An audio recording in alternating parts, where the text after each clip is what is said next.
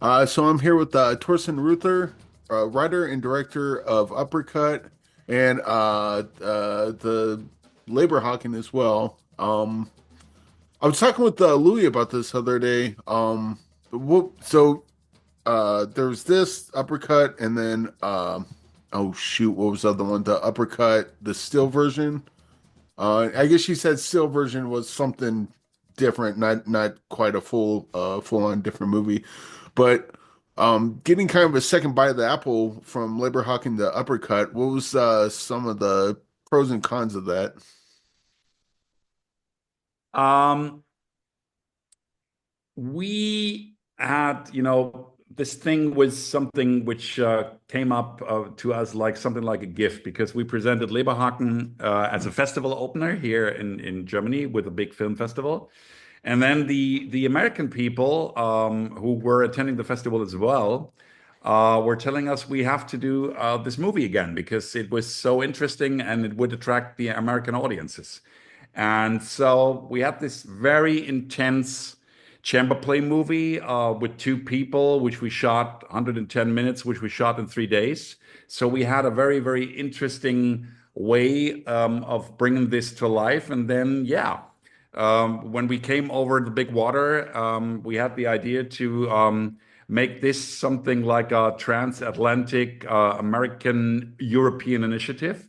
And so we began, and me beginning to develop this piece again for an American potential audience. So it was a very, very interesting ride. And so, of course, these two movies do base on a specific story, but they have very, very difficult ways to, I guess, attract hopefully audiences. And we put for the American version, we put another time layer into it and made this female protege later to one of the very few female boxing promoters. Was there some stuff because I haven't got to see labor hawking yet, but I imagine like once that's out, you dig it, it is what it is. And then, like with any art, you always look back, it's like, oh, I wish I could change that. And with uppercut, you get the opportunity to do that. Yeah, What's some changes and updates and things that you yeah. felt that you didn't quite grasp with labor hawking that you were able to do with uppercut? Yeah, there was, of course, the possibility. I mean, Leberhaken was very tiny, and it was two people. It was one set, and of course, we now had the opportunity to create this very special atmosphere between the protege and the coach with another dimension. We also put some things away because the generations in Leberhaken have been, not as far from another as with the uppercut thing. And of course, we put in this what I said, this second time layer, which I thought was very, very interesting, especially to bring perspective of womanity of a very, very interesting female character. And we put so many new input into it because Louis played, for example, a second generation German immigrant in New York City, which also has a lot more conflict potential in the story. So there was a lot of things which I could bring in. And of course, it was nice to see now with the Uppercut movie some of those, let me say, iconic places in New York City. So we did not shoot them in Atlanta or something else, but we were really into the city, and it was really, really nice to combine that. And what's the uppercut the still version? And we talked a little bit about it, but I'm still not clear. I just thought it was another version of it, but apparently that's not the No, it case. was what we did. What we did. The still version was a version which just included the time layer one with Louis and Ving, and that was something like a gift to the International Film Festival in Oldenburg. We had an idea to for the 30th anniversary of this festival, where everything for us began with Leberhaken, to come back there 2 years later and show this for one limited time there. That was the idea. So it was 2 years now before Uppercut really is released, and it was a very, very special and symbolic version, as you may name it. Yeah. I guess so with granted Uppercut's not officially out yet, but eventually it will be.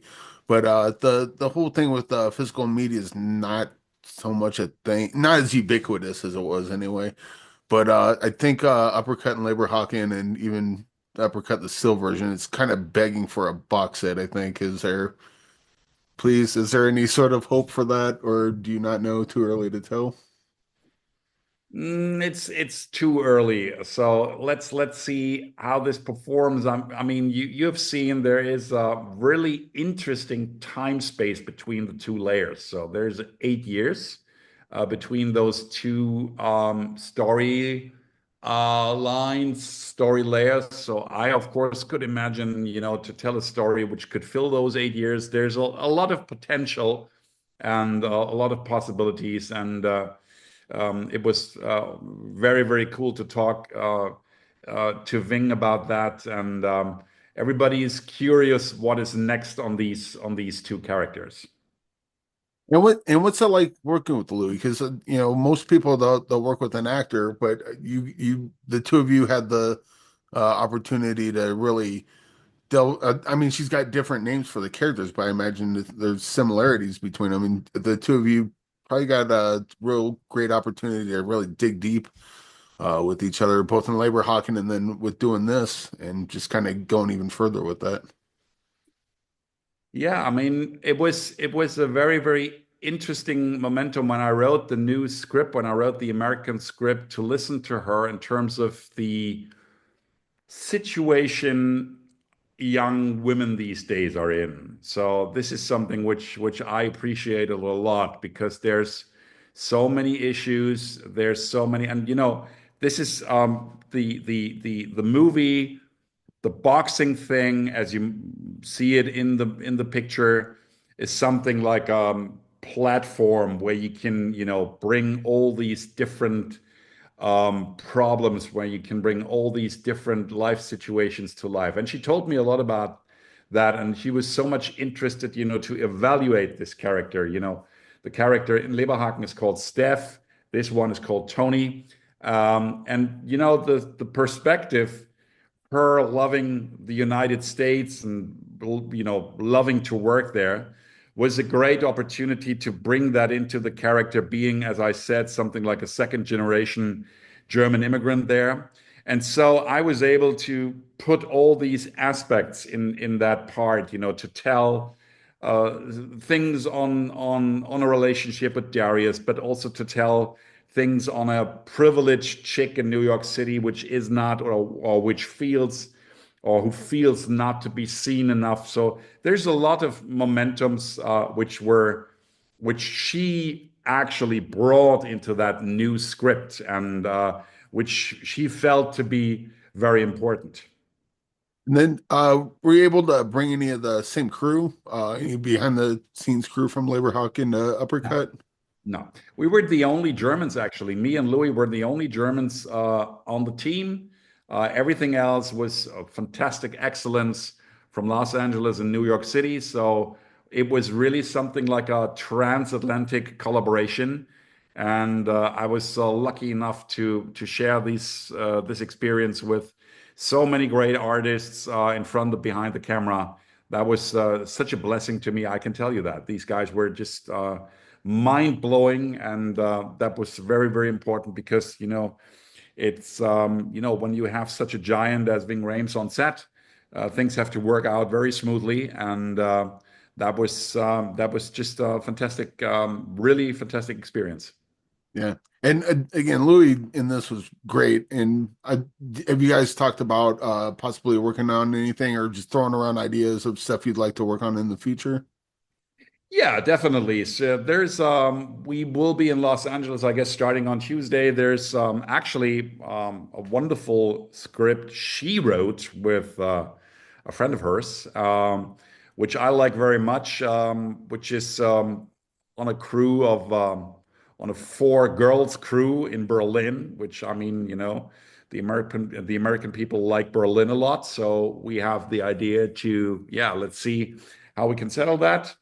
And yeah, I'm working on a script which is called an Italian restaurant. So this is another something like a little bit stage play scene because I thought it very interesting because everybody, all around the world, cities with 10,000 people or more have an Italian restaurant where people meet, and I thought it could be very, very interesting to portray one of those owner families, business makers, and their guests who come in every evening. So yeah, there's a lot of things growing in our minds. So let's see what's next.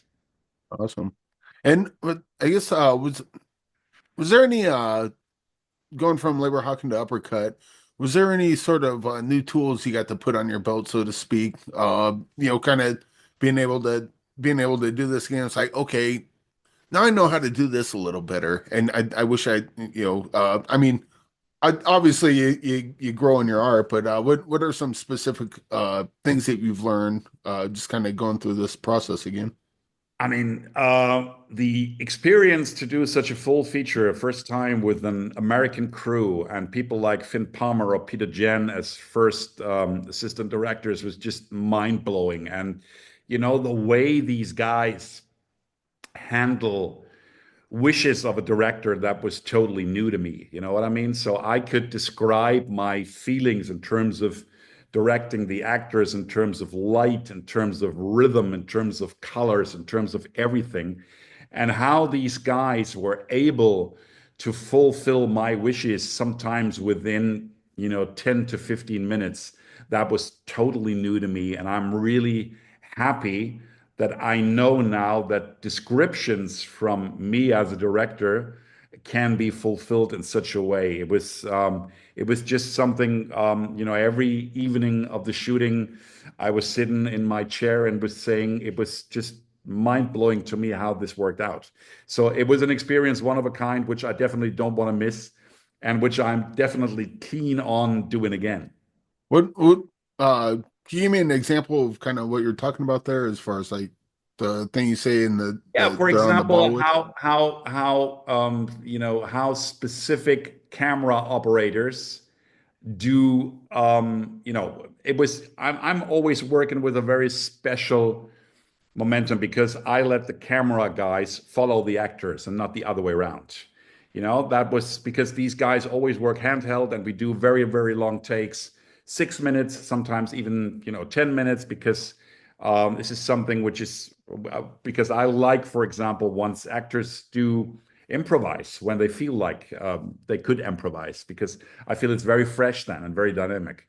And so how these guys, the camera operators who normally work the other way around, have mirrored that way and put it into a perfection. That was something which was really absolutely stunning to me. Awesome. Well, Uppercut will be in theaters, on demand, and digital February 28th.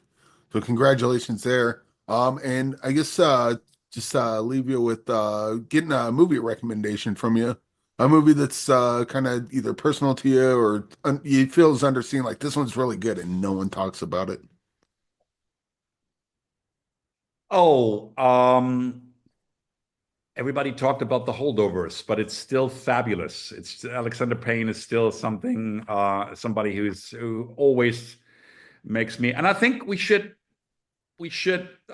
see back the classics. So my recommendation would be look at The Verdict by Sidney Lumet with Paul Newman. That is one.